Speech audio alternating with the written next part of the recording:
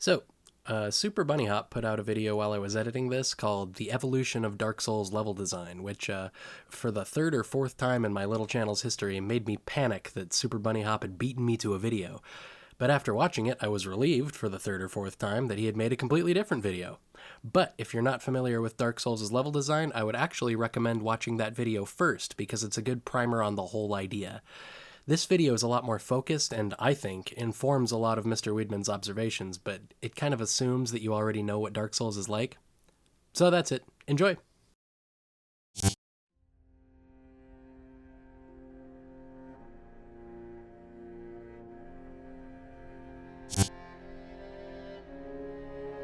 So, originally this video was going to be like a 3-minute overview of Dark Souls 3, but it looks like that ship has sailed. There's like a cycle of these things, right? A game comes out and everyone loves it, then 2 weeks later everyone hates it, and then after a while everyone calms down and you can tell if the game is actually good or not. So now we're in that second phase and everyone hates it. And those people are wrong. Okay, well maybe that's not fair. It's not like there aren't any legitimate complaints. The PvP side of the game seems pretty stupid and terrible right now. I'm pretty okay at Dark Souls, I think, but I invaded like 20 dudes and every time this was the kind of crap that greeted me. Hey, that ain't right. Also, I guess poise doesn't do anything? Like, literally nothing?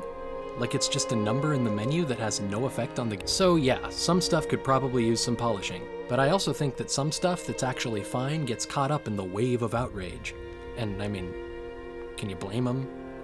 If there's any franchise with outrage to go around. But the point is, one of those things that's taking some unnecessary flack is the core level design philosophy of Dark Souls 3. Specifically, the fact that the game doesn't branch out as hardcore as Dark Souls 1 did. Like, okay, I get that people don't want any more Souls games to have the linearity of Dark Souls 2, and that's totally valid. But let's talk a little bit about the difference in linearity between Dark Souls 1 and Dark Souls 3, because I think there's a conversation to be had here. So first of all, I tentatively, cautiously submit to you that Dark Souls 1's level design maybe isn't the gloriously intricate web we all remember. There's definitely some really impressive moments, like going down that elevator in Undeadburg for the first time and showing back up in Firelink Shrine, or being able to see the Dark Forest from pretty much anywhere in the game above ground. But we ignore the other stuff, like getting straight kidnapped to go to an Orlando, or jumping through a painting to get to Cool Mountain. That stuff didn't matter, because the world felt like a cohesive whole, with a sense of space. So what happened in Dark Souls 2?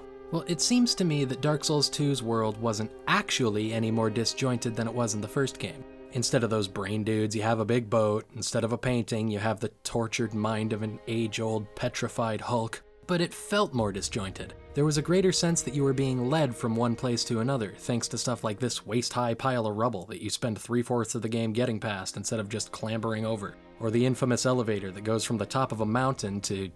somewhere else. Both games allowed you to teleport by bonfire, but Dark Souls 2 gives you that ability from the get-go. And more importantly, the game forgoes a cohesive, believable world. You can just teleport anywhere, right? Skip all the shortcuts and looping zones, it's cool. But it wasn't cool, because it gave the game a diminished sense of place, and no one liked it. You see what I'm getting at? The flaw with Dark Souls 2 wasn't necessarily that there weren't as many ways to enter and exit each area. The problem was that it added a little extra convenience to backtracking and moving around, and then used that as an excuse for uninspired level design. So what does all this have to do with Dark Souls 3? Well, here's the thing. Dark Souls 3 isn't built the same way Dark Souls 1 was, or even Dark Souls 2. It has a completely separate design philosophy behind its world. And to understand it, first you gotta understand a little game design philosophy called hub and spoke level design. If you've ever played a Zelda game, then you're probably pretty familiar with it. Here's how hub and spoke level design usually works. You, the player, start at one end of a really linear area. If it's actually just a long hallway, then the game you're playing probably sucks. But if you were to draw a graph of it, you'd probably pretty much draw a straight line. At the other end, it opens up into a bigger, more open zone with a bunch more linear areas sticking off of it. You know, spokes. When you first get there, you might actually have access to like 1 or 2 of those spokes. You get to the end and backtrack or loop back or teleport or whatever to the hub, but now you have access to some more spokes, either by like picking up a key, or leveling up enough, or whatever. When you play a game like Ocarina of Time or Mega Man, you can really see like the most minimalist interpretation of the hub and spoke level design philosophy. Totally by the book. But if you play a pseudo open world game like Dragon Age or, I don't know, Fable, you can still find the skeleton of the hub and spoke design in there somewhere. So now that you're an expert on hub and spoke level design, what does any of this have to do with Dark Souls 3? Well, here's the deal. Dark Souls 3 is still a hub and spoke game, just like 1 and 2, but they use the philosophy in a fundamentally different way. Specifically, Dark Souls 1 and 2 are each one entire hub and spoke. You start out in a little training ground, at the end you end up in the center of the game and travel out from there to the different zones. That's why Firelink Shrine in Dark Souls 1 and Majula in Dark Souls 2 each have half a dozen branches coming off of it, and you have to return there so often to progress. In contrast, each individual zone in Dark Souls 3 has its own hub and spoke design. You know, with a couple of exceptions. Have you ever noticed how many more doors in Dark Souls 3 can only be opened from one side? Or how many more elevators and one-way ledges there seem to be? That's because in Dark Souls 3, almost none of the zones are a straight line. Instead, you have to backtrack or loop back, find keys, open doors, and so on to progress. Sometimes you have to cross through the same area a handful of times to finally move forward. Okay, stupid, then how come Dark Souls 3 still has a Firelink Shrine hub zone? Here's the difference. You only ever have to go back to Firelink Shrine in Dark Souls 3 one time. In 1 and 2, several of the paths forward throughout the game branch off of the hub. You have to go back there throughout the game to progress. In 3, you can level up and fix your weapon or whatever at the shrine, but as far as level design goes, the shrine does not function as a hub. There is no central hub. Instead, the areas are laid out along one branching path and each contain their own little hubs and spokes. Pretty neat, I think. So yes, the world isn't designed the same way Dark Souls 1 was. In the strictest terms, it even really is more linear. But does it really matter how you get to each zone if the zones themselves are still beautifully and thoughtfully designed, work hard to keep you on your toes, and still manage to surprise you even at the end of the game? I don't know. Whatever, dude, the game's good.